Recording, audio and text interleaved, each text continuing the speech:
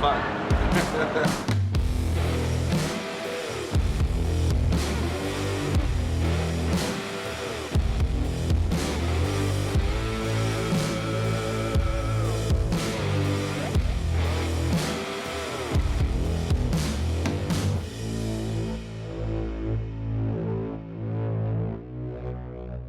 What's up guys, Dave here with Dentless Touch. So today we have a 2014 Volkswagen Jetta, the nasty dent at the bottom of the door.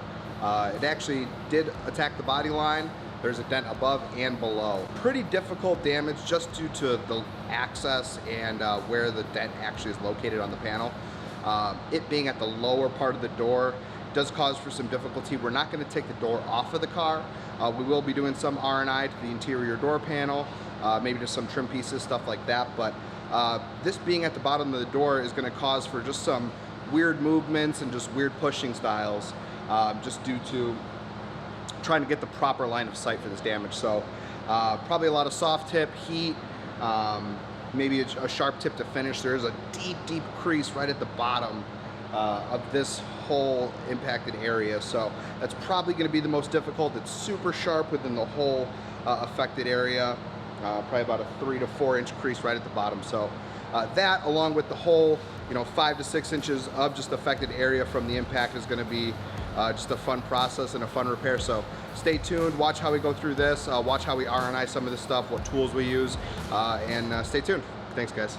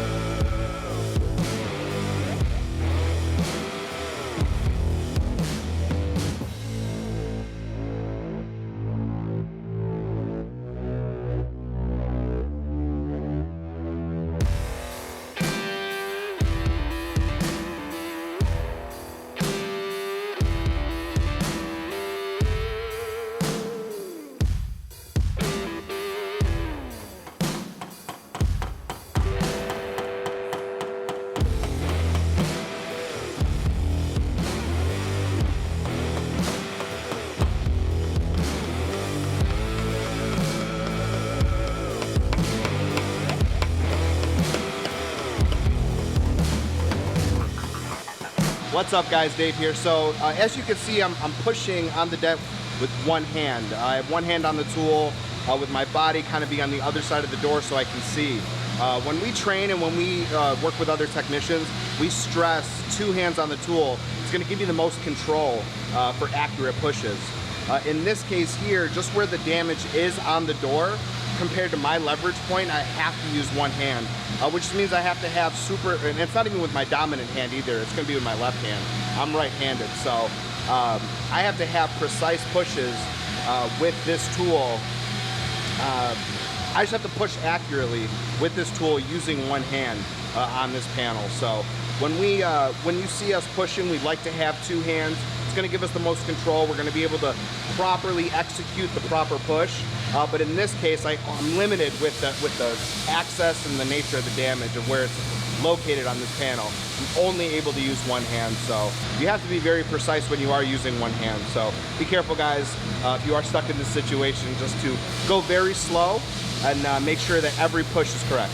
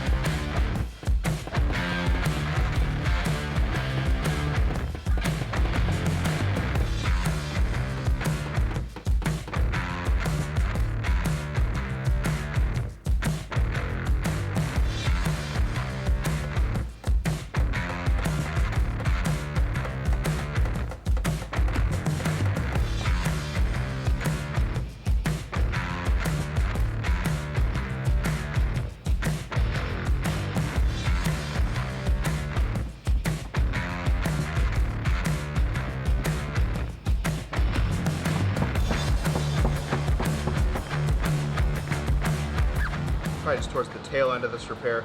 The most difficult thing has been line of sight, just because it's at the lower part of this door. It does kind of make it difficult to see properly looking down the panel while pushing. One thing you guys can do if you guys were gonna attack this repair on your own is take the door off, put it on a stand. That would make this repair probably a little bit easier. We didn't do that today. That's probably the only difficult thing right now. Tool selection, as you guys can tell, there's a plethora of tools that I've been using, just trying to get the best access and best leverage. So a bunch of double bend, sharp tip tools, single bend, little hand tools.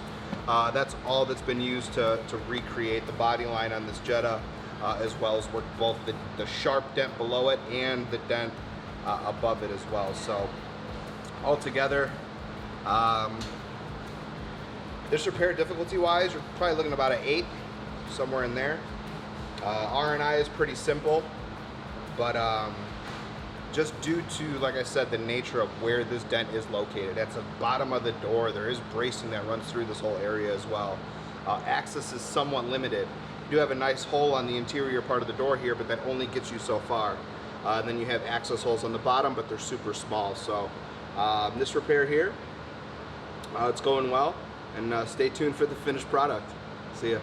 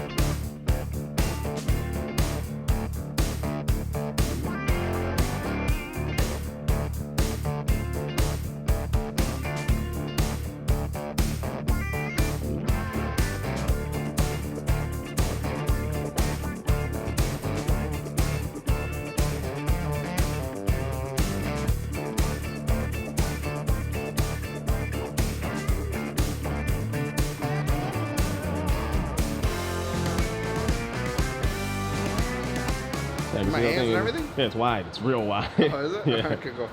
All right, so guys, for this particular repair, I'm not going to show every single tool I used. I think you could probably see just from some of the B-roll of the tools on the floor and stuff like that, of how many tools we're actually using in this process. So we're definitely a lot, just trying to find certain access points, trying to gain the proper leverage. So I'm just going to go over a couple of the more important ones for this particular repair. The main one being the single tip ultras single bend tool with a soft tip at the end. I put a rubber cap on it. I love this tool. You'll see me use this in many videos, just because it's stout, it doesn't bend, it has the great pushing power, along with being able to put a soft tip on the end as well. So I love this tool.